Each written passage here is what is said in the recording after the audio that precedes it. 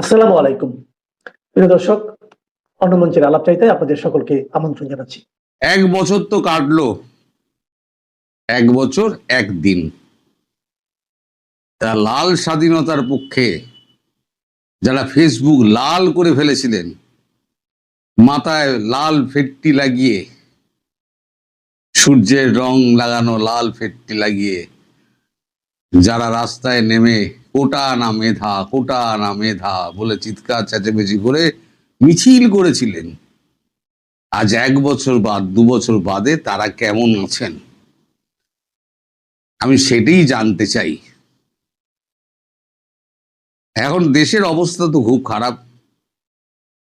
স্বৈরাচার চলে যাওয়ার পর এখন দেশে গ্যাস নেই, বিদ্যুৎ নেই, বিদ্যুতের অভাবে, গ্যাসের অভাবে কলকারখানা বন্ধ হয়ে যাচ্ছে,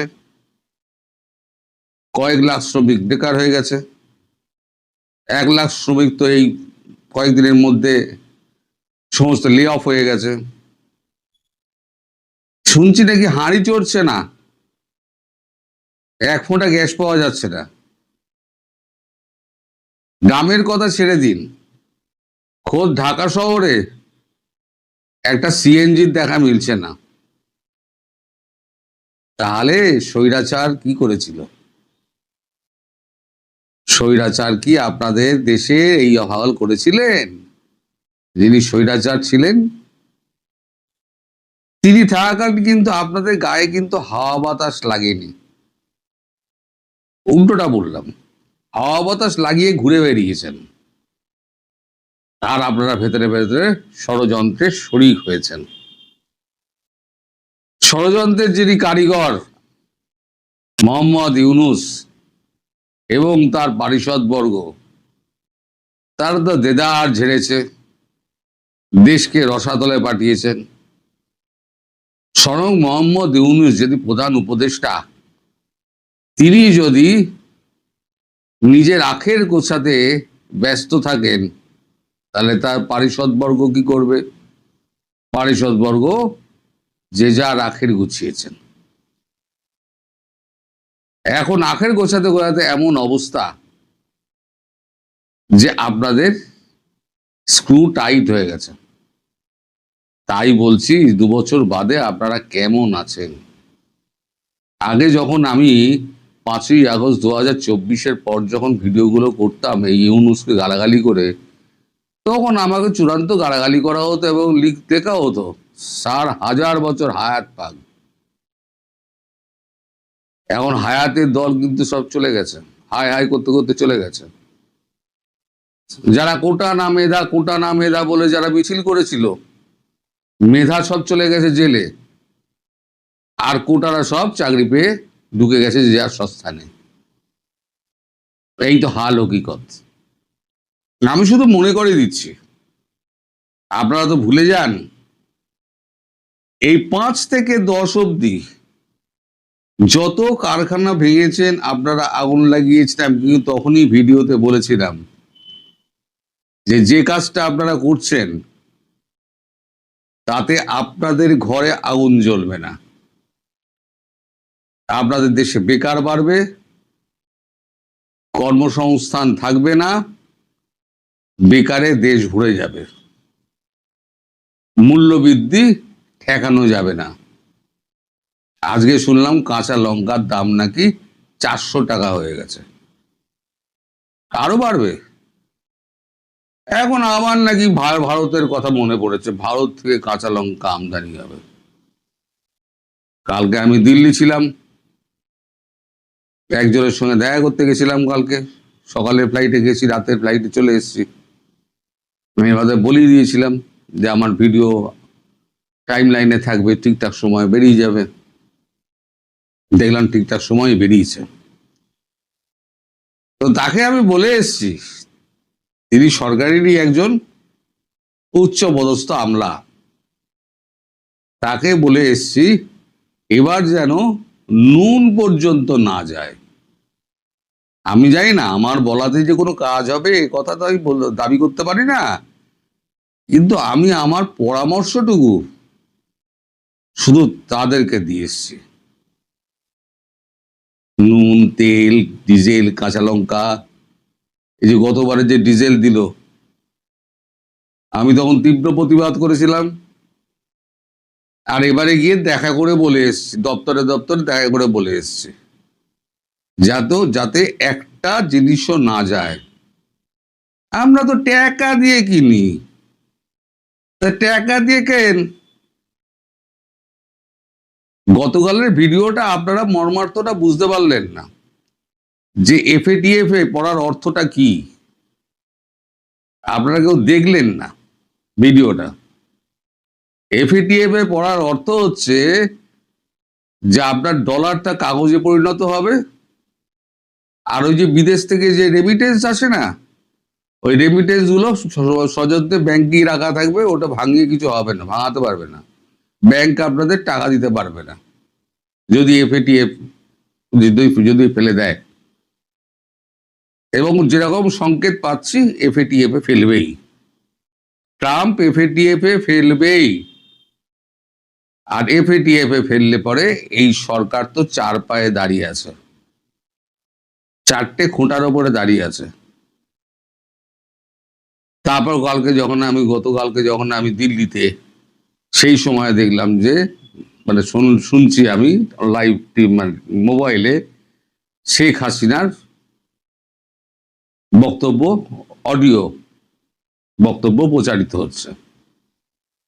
যারা উপস্থিত ছিলেন তারা নানানভাবে জানার চেষ্টা করেছিলেন তিনি কবে নাগাদ দেশে ফিরবেন। ডিসেম্বর তো বলেছেন, তার মধ্যে কবে নাগাদ ফিরবেন।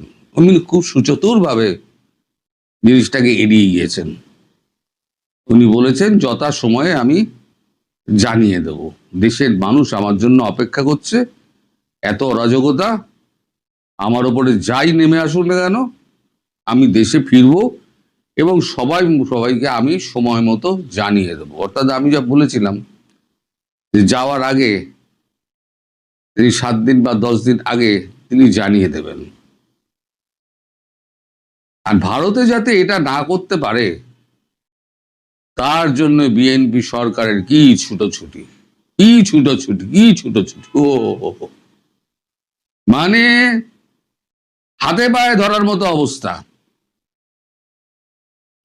কারণ একদিন তো সব এআইটিআই বলে চালানো হচ্ছিল, এখন তো বিদেশি যারা সাংবাদিক তারা তো সরাসরি প্রশ্ন করছেন এবং তিনি তাৎক্ষণিকভাবে উত্তর দিচ্ছেন, কখনো জয় দিচ্ছেন, কখনো শেখ হাসিনা দিচ্ছেন। এখন তো আর এআই বলে চালানো যাবে না। নিজের দেশের মিডিয়াকে বলে দেওয়া হয়েছে যে তারা যেন এক বর্ণ এর প্রকাশ না করে। বাপু হে, থলে থেকে তো বেড়াল বেরিয়ে গেছে। সারা পৃথিবীর মানে সিএনএন থেকে আপনার রয়টার্স পর্যন্ত সব ছিল। আরটিভি, রাশিয়ান টেলিভিশন, তাদেরও প্রতিনিধি ছিল। আপনারা এত সুনাম কুড়িয়েছেন, তার ব্যাখ্যা তো উনি দিচ্ছেন, ওনায় কিভাবে তাড়ানো হয়েছিল, কিভাবে ভুল বোঝানো হয়েছিল, এখন কি অবস্থা উনি সব বলছিলেন। থোলা থেকে বেড়াল বেরিয়ে গেছে, এখন থলে থেকে বেড়াল যখন বেরিয়ে গেছে তখন তো আর কিছু করার নেই।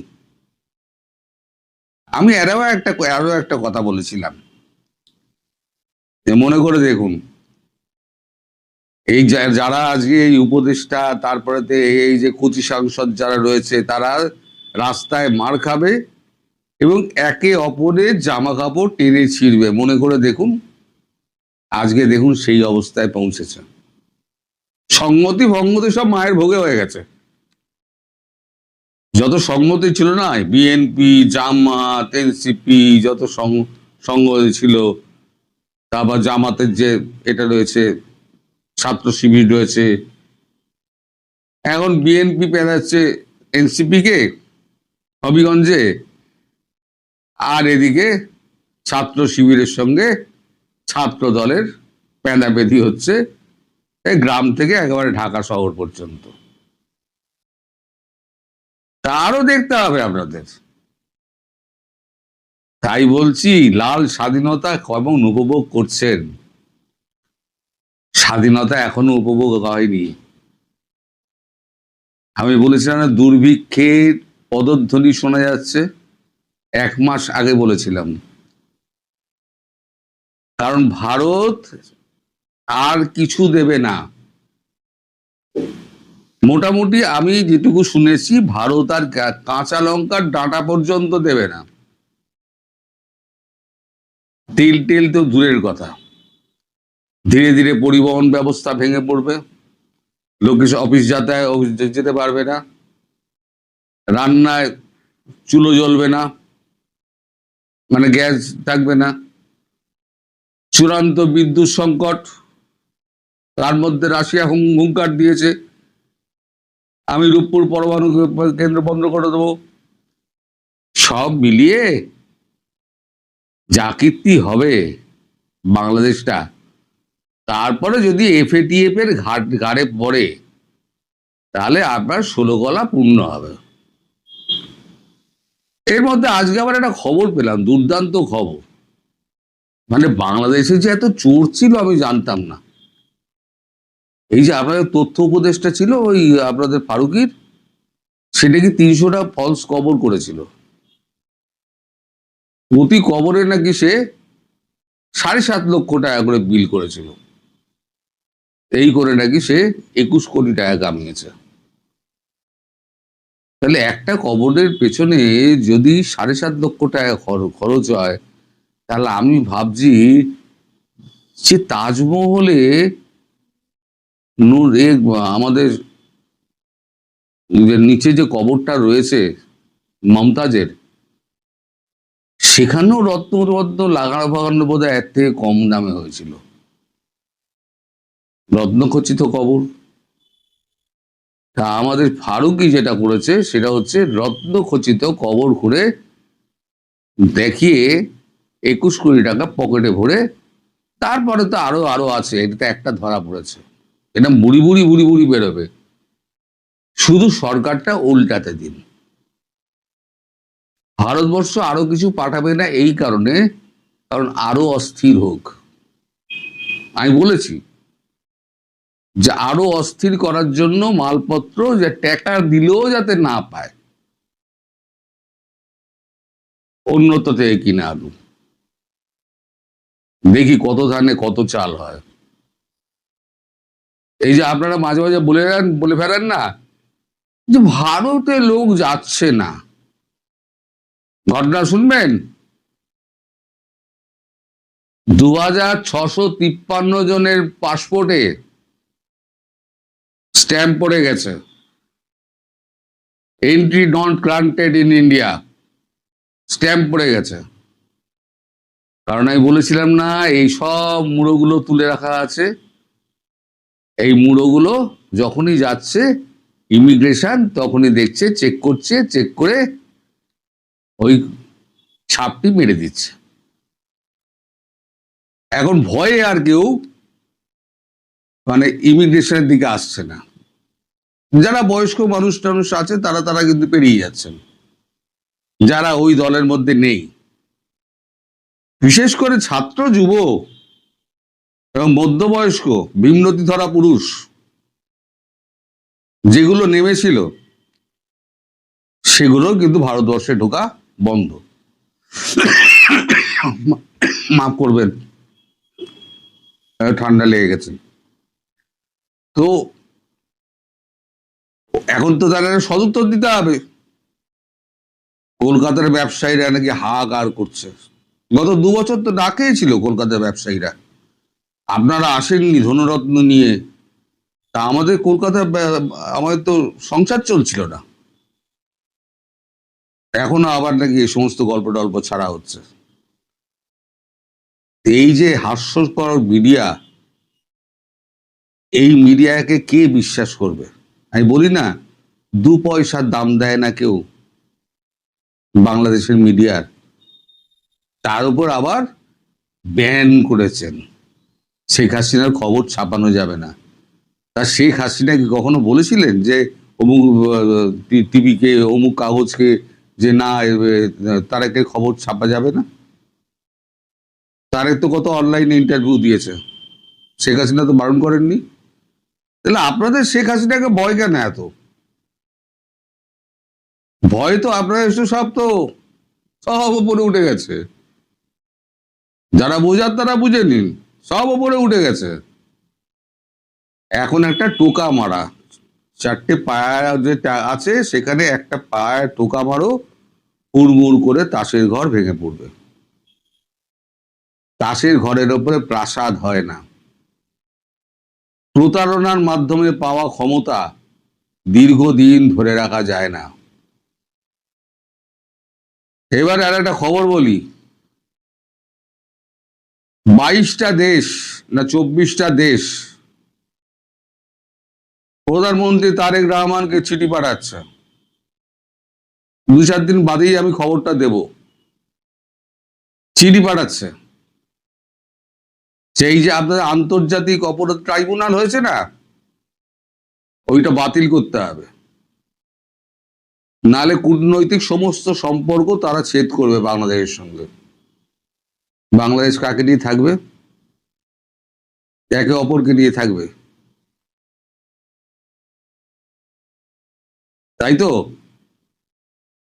রংপুর সিলেটকে নিয়ে থাকবে, আর ওই সিলেট একে নিয়ে থাকবে, রংপুরকে নিয়ে থাকবে। নিজেদের মধ্যে ঘুষোঘুষি মারামারি কর। তবে আপনারা যারা গতকালের ভিডিওটা দেখেননি, বোঝেননি, তারা কিন্তু ভিডিওটা দেখুন, বুঝুন।